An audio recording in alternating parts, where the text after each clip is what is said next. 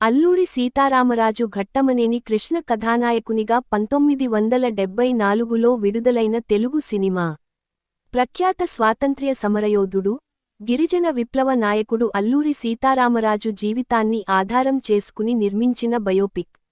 సినిమాలో కృష్ణ, విజయనిర్మల, కొంగర జగ్గయ్య ప్రధాన పాత్రల్లో నటించగా, ఘట్టమనేని హనుమంతరావు, ఘట్టమనేని ఆదిశేషగిరిరావు నిర్మించారు. సినిమాలో కొంత భాగానికి వి. రామచంద్రరావు దర్శకత్వం వహించి మరణించగా, మగిలిన చిత్రానికి కృష్ణ, పోరాట సన్నివేశాలకు కె. ఎస్. ఆర్. దాస్ దర్శకత్వంలో పూర్తి చేశారు. సినిమాను ప్రధానంగా హార్సిలీ హిల్స్ ప్రాంతంలో తెరకెక్కించారు.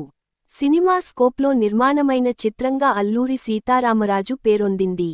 కృష్ణ 1వ సినిమాగా విడుదలైన అల్లూరి సీతారామరాజు ఘన విజయాన్ని సాధించి 19 కేంద్రాల్లో 100 రోజులు ఆడింది.